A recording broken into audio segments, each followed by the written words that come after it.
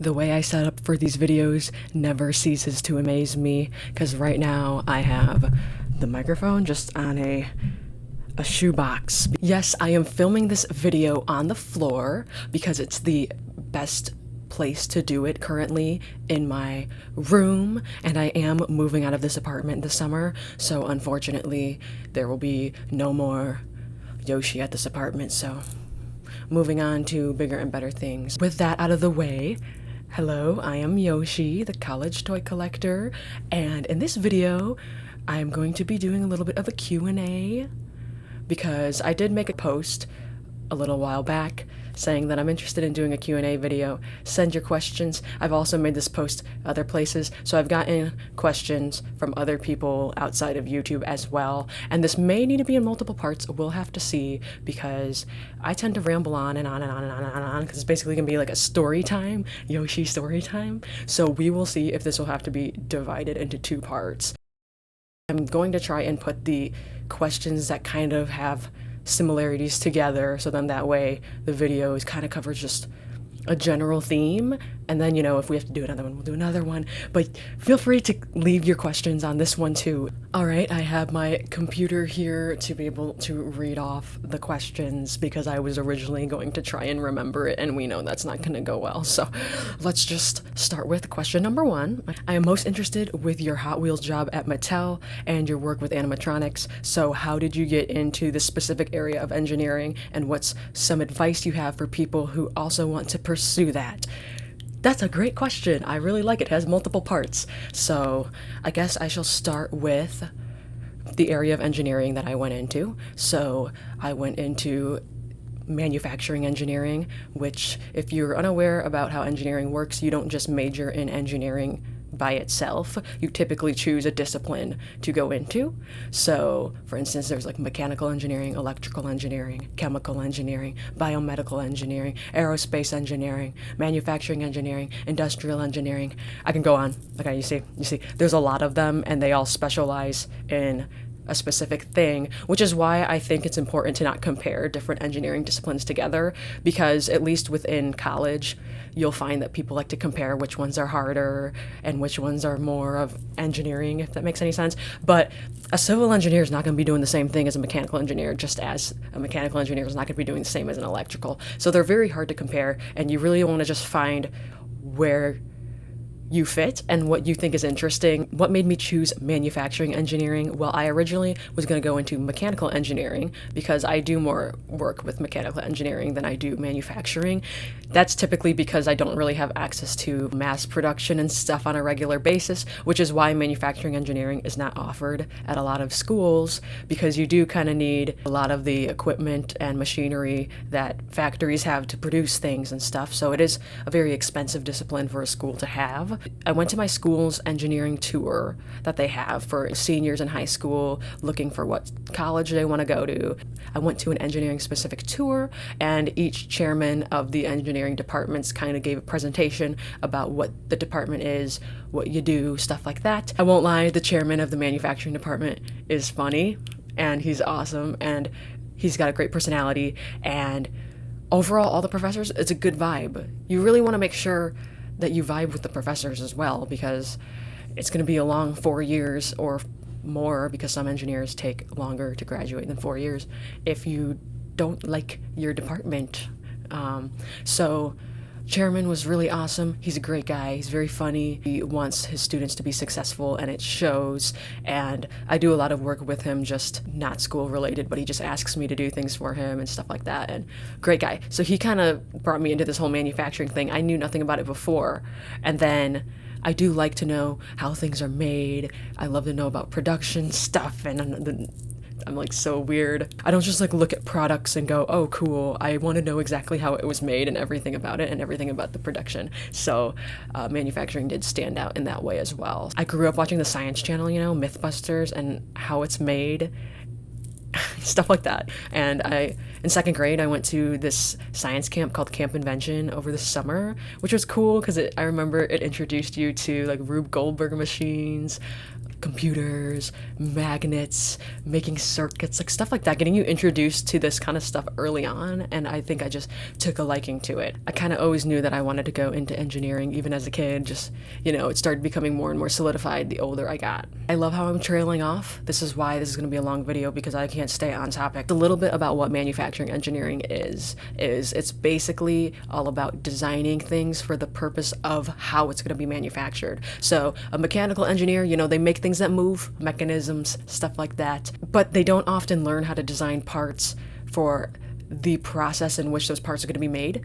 Oftentimes a mechanical engineer will design a part on the computer or something, like some kind of machine part or whatever, and then they have to go to the manufacturing engineers to see if it's even possible, and a lot of times they realize it's not possible, and the manufacturing engineer has to tell them to go back and fix it. If you're designing parts to be injection molded, you're going to design those differently than if it's going to be machined versus if it's going to be 3D printed. You're always trying to optimize the design for what type of manufacturing you're going to be doing. I have an injection molding class, I have a CNC machining class.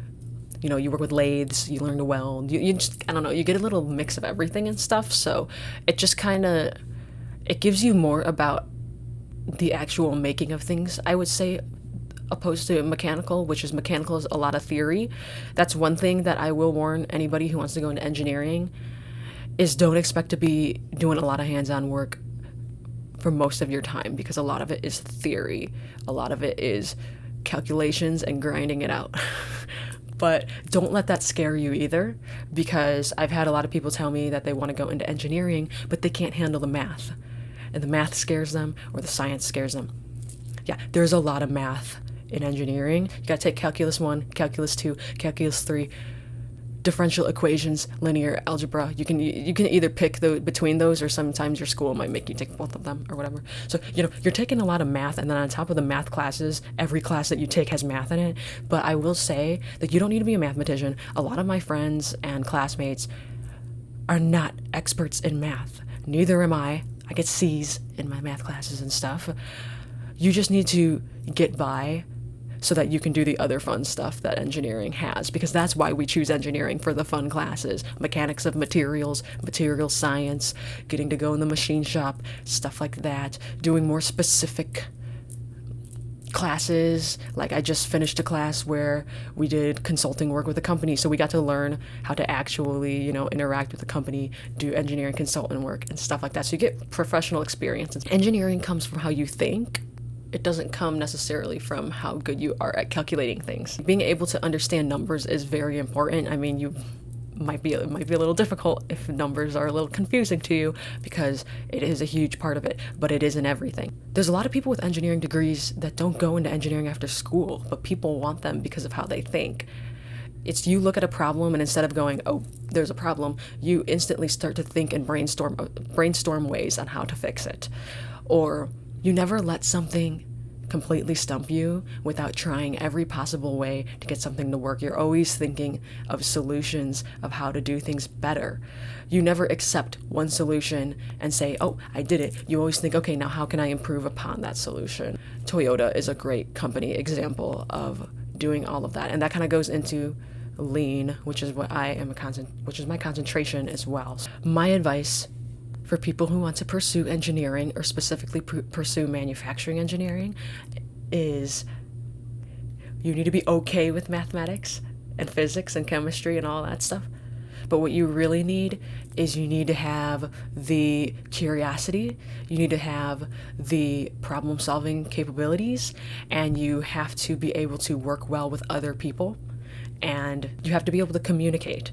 That is one thing that sets a lot of, I feel like, engineering students back sometimes, is they have all of this credentials, great grades in class, very good, understanding of the concepts and stuff, but then they're wondering why they can't get a job, or why they're having a hard time landing an internship. And it really comes down to communication too, which is not emphasized in engineering, but it is very important, because you can be the greatest engineer ever, and if you can't get along with people and you can't verbally or visually communicate your ideas, then nothing's gonna happen. So that's what I would recommend. Be strong in those. If any of that does not sound fun to you, then don't do engineering, okay? Especially the problem solving part. And you have to want to learn. You have to have the mentality of always wanting to learn something new and not ever accepting that I know everything. I know everything there is to know and there's nothing else I have to learn. There will always be something new to learn that you don't know yet. So you need to have that mentality of always being open to new opportunities and learning experiences. So now moving on to the other part of the question. Oh my God. See, I'm telling you. Hey, at least for the people who ask these questions, you're getting very thorough answers. I ain't just going, here's my answer next. So, I mean, at least you can take it as that, right? But okay. So the next part was fascination in how I got into Hot Wheels and my job at Mattel. So, another story time. Oh my God. Get a bucket of popcorn because I just talk forever. All right. So Hot Wheels, how did that start? And how did just, getting into Mattel start and everything like that? I've been a fan of Mattel since I've been a kid because, there's Barbie, there's Monster High was specifically for me. I was more of a Monster High kid and Mattel made Monster High. I remember seeing the very first Monster High commercial at my friend's house when I was in 3rd grade. And it was the coolest thing ever. And what was great is I saw that commercial around the same month, I want to say, as my birthday. So I got Frankie Stein for my birthday.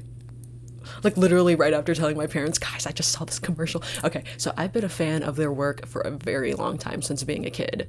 And I didn't realize that the toy industry was a separate thing. Obviously it is, because how else are we getting these products? You know what I mean? Like sometimes you got to think like, everything on store shelves, it comes from somewhere.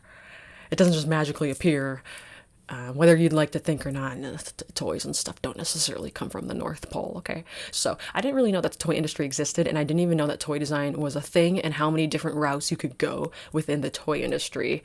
So how I discovered that was I collected the Jurassic World toy line from Jurassic World Fallen Kingdom when Mattel got the license from Hasbro, because do we need to go into the Hasbro thing? No, not for this, because I'm gonna trail on. So Universal gave Mattel the license. I collected their line for Fallen Kingdom, and I collected it for a long time. And through that, I was very active on social media with other people who liked their Jurassic World line and also just like Jurassic Park and Jurassic World.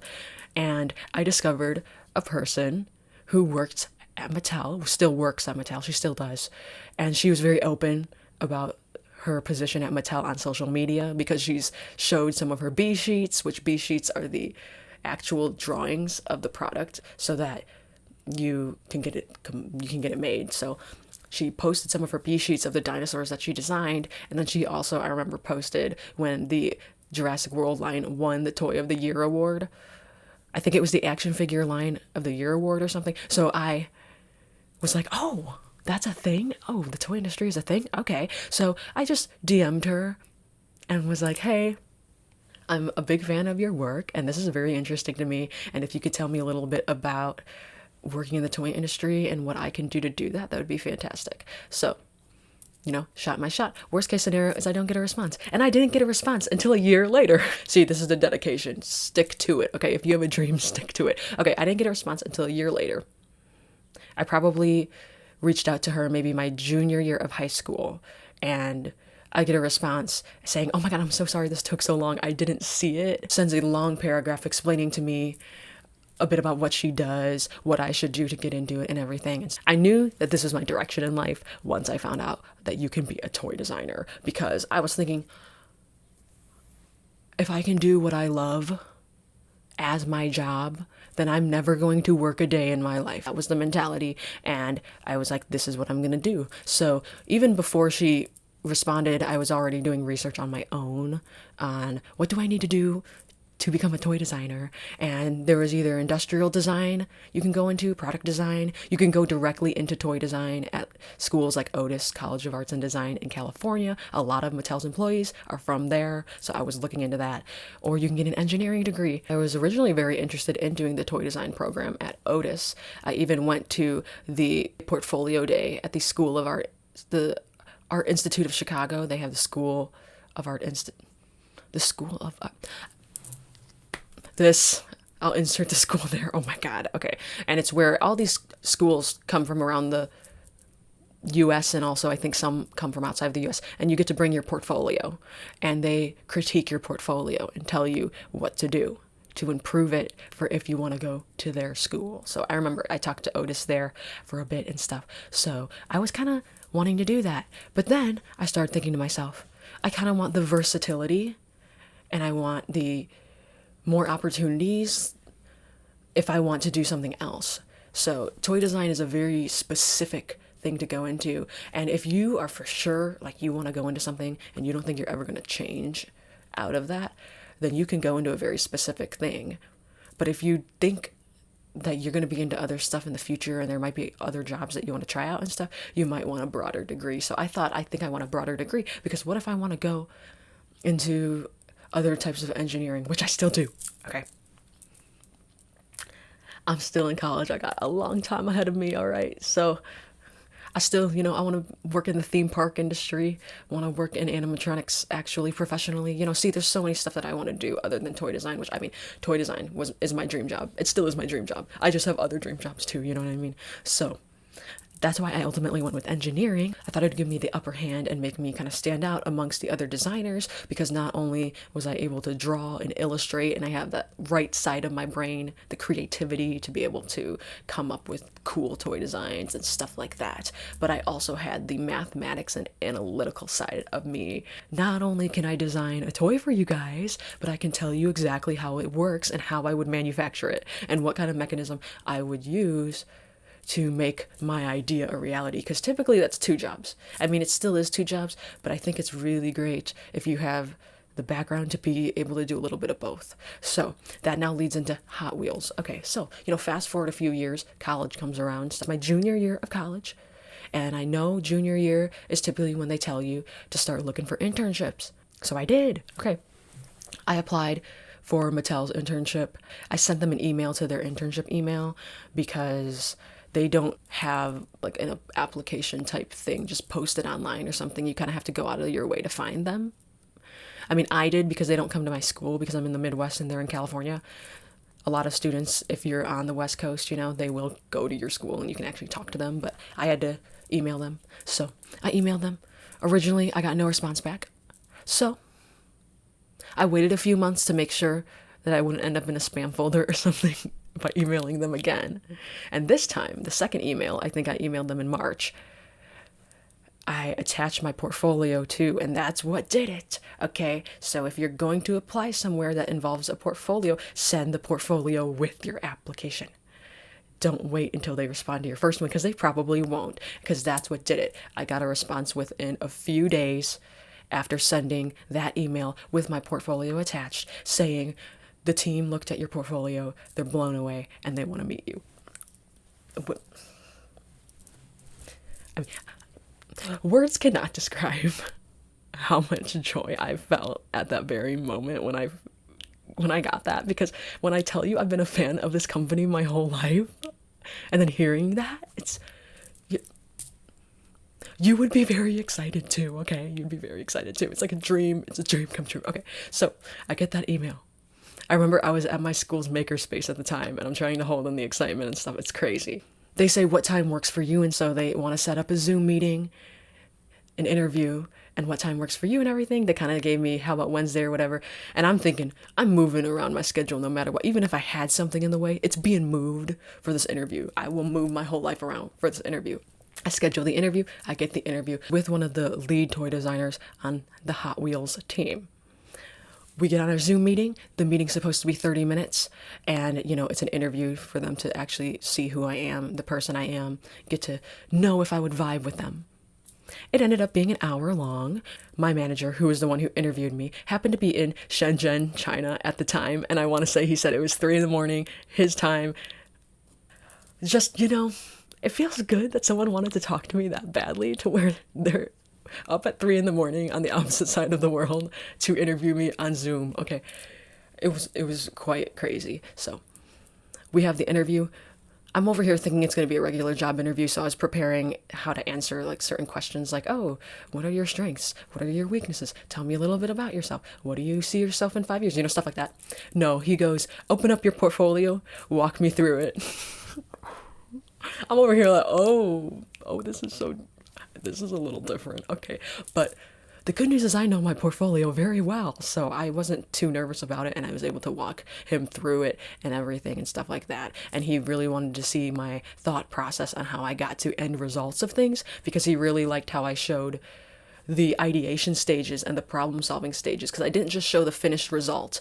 I also showed, this is what I tried, it didn't work, this is how I fixed it, okay, how can I make it more efficient, this is what I did, stuff. And I also had a lot of variety. He really liked the variety of work that I showed in my portfolio, because I have my painting, my drawing and sketching, I have my model building, and then I also have my engineering side of the portfolio with computer aided drafting, as well as my animatronic project that I put on there. So he really liked the versatility and stuff like that. So the end of the interview comes, he says, I hope to see you this summer.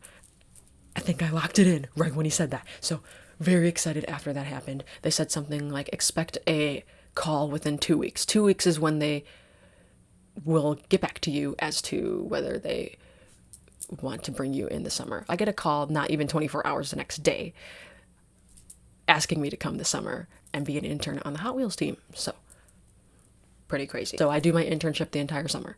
It's fantastic. I designed a toy for fall of 2024, and that will be actually released in fall 2024, which is very exciting, because I took that opportunity when they wanted to add a late add to the fall 2024 line, and I'm like, oh my god, this is my chance to get my very first toy on store shelves. And I am the first Hot Wheels intern to ever do that. And I remember the second to last day of my internship, literally the day before I flew back, I had my final approval meeting for it to go into production, and everyone congratulated me, and they said, you were the very first Hot Wheels intern to successfully design a toy and get it approved during your internship. Because my buddy who was an intern last summer, she just barely made it because she got hired on when it was approved, so technically she was already a full-time when it was approved, so she almost did. But it's kind of funny. Usually within a month after the last interns leave, you get a phone call on whether or not they want you back as a full-time hire. Okay, it wasn't even 2 weeks after I left that I got a phone call offering me a full-time job at Mattel after I graduate college, and asked me if I want to work for them while I'm still in school part-time. Guys, this was a dream job of mine since high school, and I remember telling myself that I probably will need to work up to it. I'm okay with gaining experience in other companies and being able to work up to my dream company. I'm very flattered that I'm able to start at my dream company right out of school. It still is crazy, okay? It's still wild. So my job as a Hot Wheels toy designer is I design the playsets. So not the cars, we have separate designers that do the cars. I am a playset designer, so I design everything the cars interact with. So think of those giant garages, like I'll show pictures of Hot Wheels playsets. The garages, the Hot Wheels city, those creatures with the animals that attack the cars and stuff, or the haulers, so what the trucks that the cars go on. I come up with new mechanisms, and I come up with new storytelling opportunities for the playsets and stuff, along with my team who also does that. It's a whole team thing. You're not just on your own. You work with a group and you all come together and do the thing, So it was neat because I got to study past mechanisms, see what they used and stuff, take things apart, see how they worked, just studied the toys for engineering, study toys for engineering purposes. Can you believe that? That is like an exquisite way of saying you get paid to play with toys, but no. You're studying toys for engineering purposes to understand the mechanisms and the different types of materials and how everything was put together. That is that. There was a little questions about the whole animatronic thing, but there's also a ton of questions about the animatronic stuff, so I will talk about it all probably in one answer, because this has been a long answer. My advice to people is don't be afraid to shoot your shot, because the worst that can happen is you get a no. But it's always a no if you don't even try. And to keep your childhood dreams still there and don't let them go. I mean, obviously if it's super far-fetched, but I feel like a lot of people lose their childhood dreams the older they get, because they become rational and they think, okay, what's actually realistic instead of shooting for what you want. Shoot for what you want. If you really want it and you're passionate and you have the drive and you're capable, you can get yourself out there and you can work a dream job, and people will see your love and your passion for what you do and how you present yourself. Chase after your dreams, okay? Don't let them die as a kid. All right, my dream house is still like the exact same thing as when I was a kid, and I'm gonna make it happen. So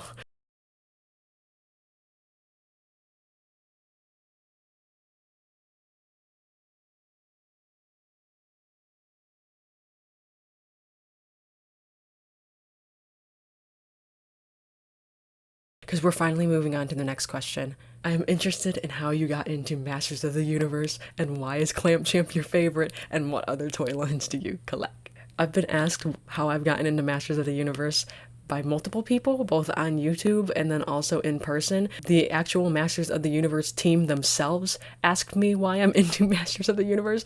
The marketing team and the design team all asked me the same question. So I think it's kind of funny. It's almost an introduction at this point, as it's the equivalent of, hey, how are you? It's, why are you into Masters of the Universe? That is the monologue nowadays. And, you know, I'm right here, and I do have this book, okay? And I still need Pixel Dan to actually sign the book, okay? Because I haven't gotten his signature, but I have the Motu team signature. I have Terry Higuchi's signature, who does Masterverse, and I have Steven's signature. He was the guy who mostly is known for the Eternia playset. And I have Damon's signature. Damon was so nice. I met him first at Comic-Con, and he's so nice. I still need to get some of the team, because some of the team wasn't there in person when I brought my book around. My celebrities are toy designers. I want a whole toy shelf of just signed toys by the designer. I already have 2, and I can't wait for it to just add up. I also obviously want a toy shelf of just literally toys that I design and that my friends have designed and stuff. I think that'd be really cool. That'd be really cool, right? So anyway, I'm into Masters of the Universe because of Pixel Dan. That's literally what it comes down to. It's not even any other YouTuber. I watched a ton of toy review YouTubers and stuff and people who do, you know, toy hunts, toy reviews, stuff like that. But I think it really came down to Pixel Dan, because he trinkles a little bit of Motu into every toy review that he does. And I think it was kind of just piling up in my head, and these little nods to it all the time. Specifically, I just showed my partner recently the Battle Damage Spinosaurus video, and how he talks about Mosquitor, because Mosquitor is his favorite, and then he talks about the action feature and stuff, and it was honestly like the funniest Jurassic World review ever, especially because it's coming from a reviewer who isn't primarily a Jurassic World toy reviewer, so it is always fun hearing what the outside collectors, the casual Jurassic collectors, think. My partner and I have over 300 dinosaurs combined. Okay, all right. He makes my collection look small. He makes me look like a casual. So we're hardcore Jurassic World collectors, which kind of goes into the other part of the question of what other toy lines do you collect? Jurassic World. Why am I doing that? Pixel Dan, I think he kind of was just, you know, through all the random Motu nods in every other video he's made. And then I finally just watched that one San Diego Comic-Con, I think it was 2019, Prince Adam and He-Man set. I watched his review of it just on a whim, you know? Sometimes you just watch toy reviews on a whim, regardless of what it is, you know? And I was like, oh, that's kind of cool. Yeah, He-Man, I've heard of that. And then, you know, 2020 comes around, and then the line comes out, and I go, I'm just gonna get He-Man and Skeletor, try it out. Cool figures. And then, you know, I got Man-at-Arms. And I got Tila, and I got Evelyn, and I got all of them. And then, you know, 100 plus figures later, here I am, you know.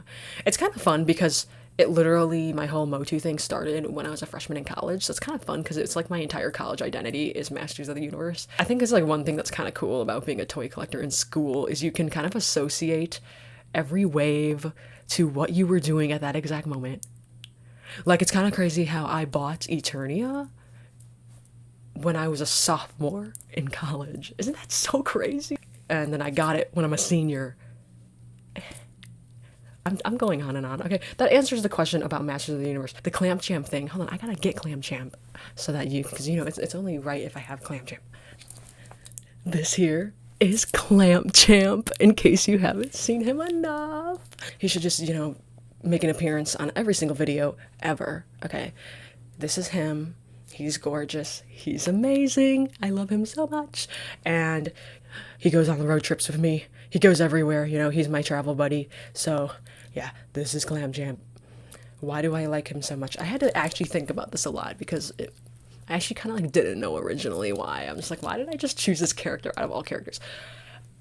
And through a lot of thinking, I came up with a few things. First thing being is he was in the last wave of Masters of the Universe before the line kind of died out. And I think I really liked how he basically took Masters of the Universe back to their origins in a way. The first wave was very simple. There were a lot of shared parts, not much paint applications, very simple things because they were just trying to sell the thing at that point. They're trying to get retailers to be like, hey, can you just pick up our toy line? Okay, we're just trying to get in and stuff, you know what I mean? So there wasn't much of a budget because they didn't know if it was going to be good or not. So it's simple. And then as the line progressed, the action features started getting crazier, the characters started getting crazier and wilder, and things just, there was a lot. And, there was a lot of more when they started getting more tooling budget. There were a lot of characters that had original sculpts and stuff like that.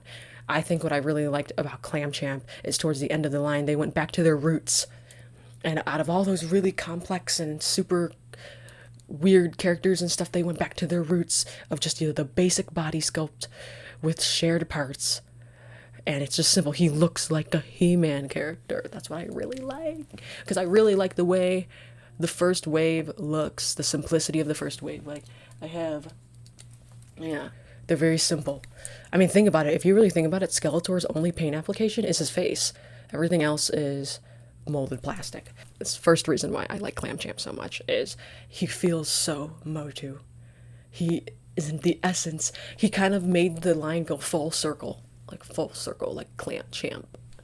He looks like he would be a part of one of those original first warriors, you know what I mean? So I think that was the first reason. The second reason is I love the color scheme, okay? The blue and the red, and then with the silver, especially with the power pincer, it looks really cool. And I think it matches very well with his skin tone because he's got very nice vibrant colors and he looks great. He looks great. And the power pincer, I think it's cool because it kind of gives him the really neat Motu mechanisms and action features that they have, but also because you can take it out of his hand, he has the simplicity of the first wave.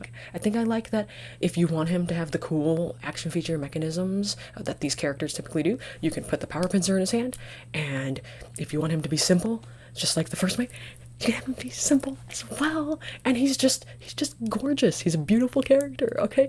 I love Clam Champ.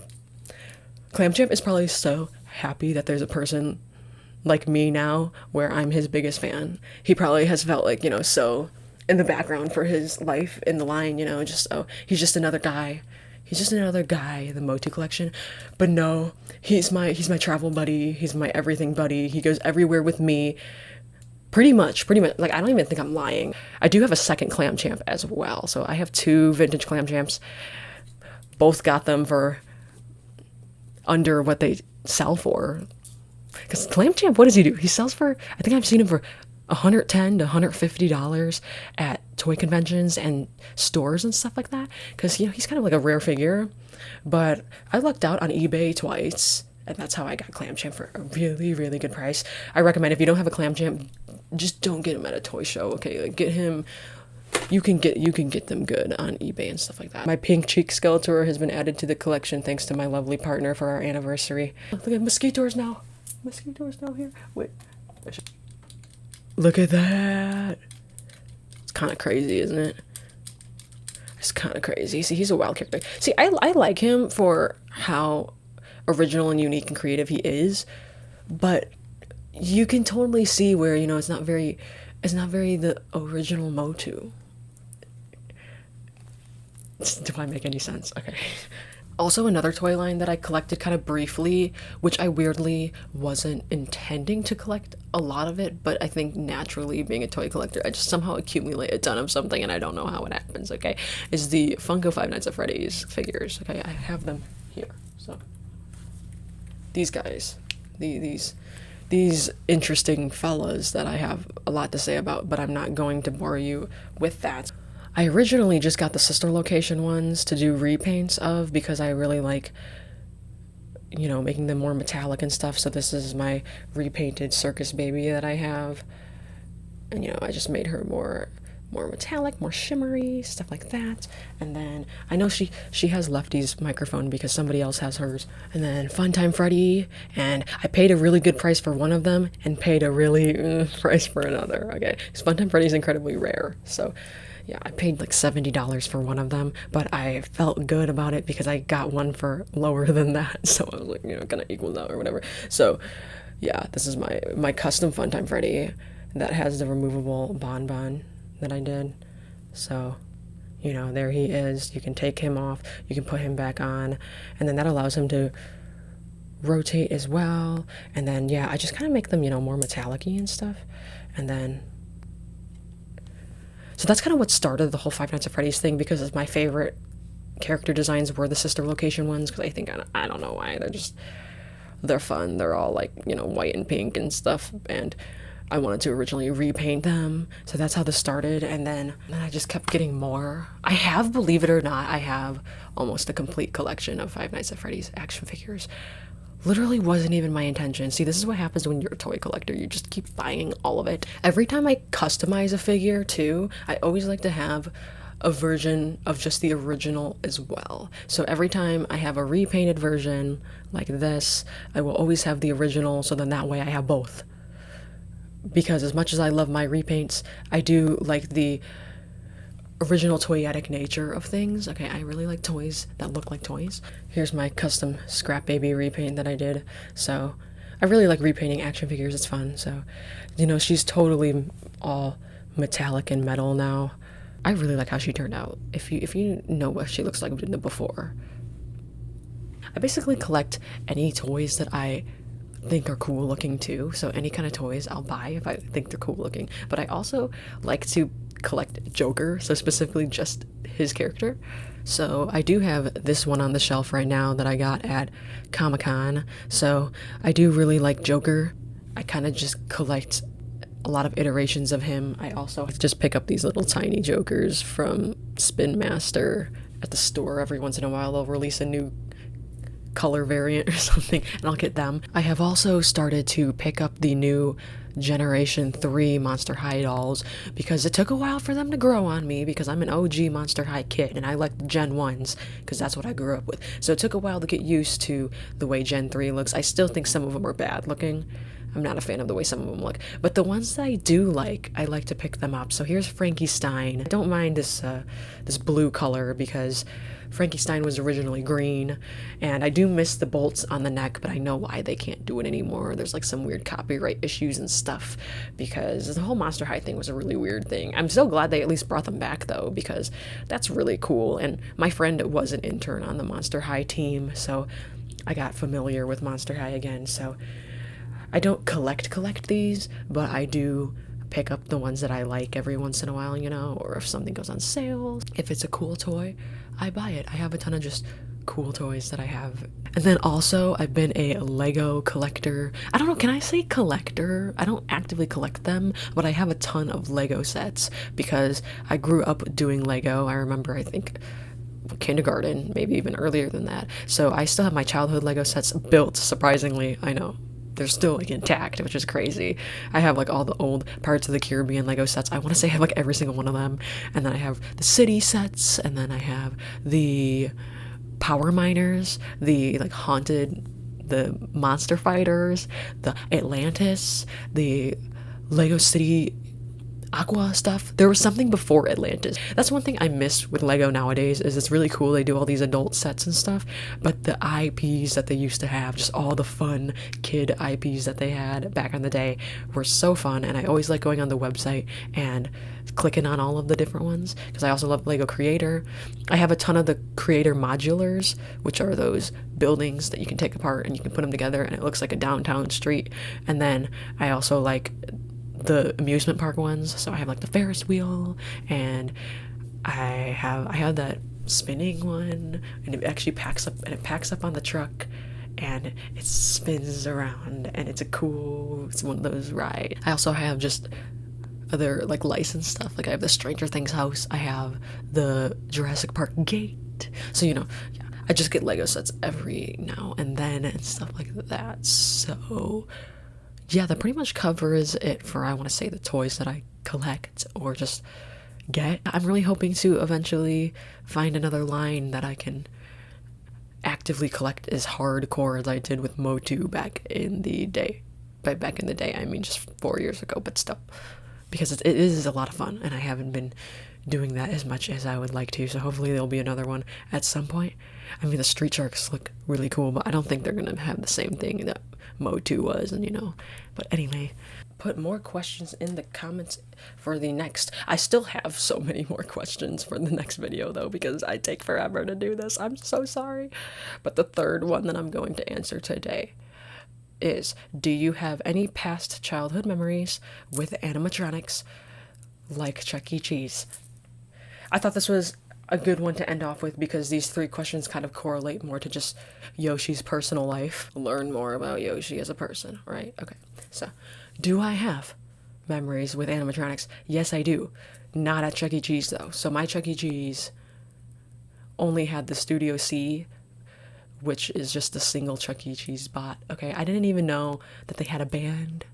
I didn't know about Munch's Make Believe Band until I got into animatronics. Because they didn't put them in their advertisements. All the advertisements I saw in the early 2000s when I would watch Nickelodeon, Disney Channel, they never showed them advertisements. They only showed how fun the games were. I remember when the Ticket Blaster became a thing because there were so many ads about the Ticket Blaster. And then I remember about like them advertising for parties and stuff like that. But they never advertised anything with a band. So I didn't even know they were known for a band, let alone even known for animatronics, because I went to Chuck E. Cheese when I was very young. I want to say like I went to it when I was 3 or 4 years old because I don't remember ever going after that. So I remember going into the sky tubes that they had. And I only remember that recently because I saw a picture that someone posted, and I went, oh my god, the shoe thing and the sky. Yes, I have been there. I have. Okay. So I remember that. And then I remember being such a shy kid and not letting my parents leave my side with every single game that I wanted to play. They always wanted to sit down, but I didn't want to go do anything by myself, so I made them come with me everywhere. I was such a shy kid. I didn't want to interact with any other kids. I recall the Studio C, though, because sometimes the curtains would be closed and sometimes they'd be open, and I remember I just looked at him every once in a while and left. I've never seen him perform. I don't remember him ever performing because I never paid attention. My partner, on the other hand, grew up with a 3-stage. I can't. And that 3-stage was taken out the year before my freshman year of college, where I would have gotten to see it. Anyway, yeah, I cannot believe his location had latex masks too. Anyway.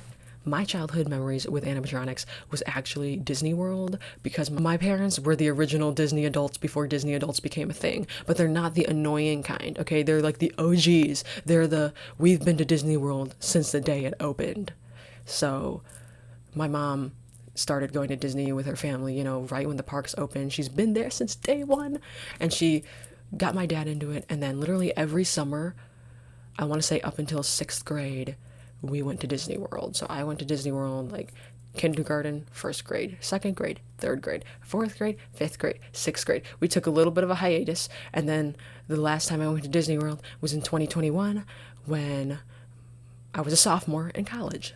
I forget that it's not really a regular occurrence for most people to just be so desensitized, and it's normal to see animatronics on a regular basis because I grew up being a Disney kid and it was just the most normal thing ever. It's like, oh, Pirates of the Caribbean, my favorite ride. Haunted Mansion, my favorite ride. It's a Small World, my favorite ride. Okay. It was a very normal thing to me, but I completely never crossed my mind that if you didn't go to theme parks as a kid and stuff, it really wasn't something that you would be familiar with all too much. I love the Disney animatronics so much, especially the A1 figures, because I love Pirates of the Caribbean. I love that ride so much, and I love looking at the guy's dangling foot whenever you go under it and he's on the bridge. I didn't even know that I took pictures inside this ride. I should show my personal pictures, like this one with the dog and the key and the prisoners trying to get out and stuff. That ride is so good. I have so much appreciation for Disney's old animatronics. They're my favorite ones. The new ones are great, okay? Tiana's Bayou looks so cool. They're so fluid, they're so awesome, but I love the originals.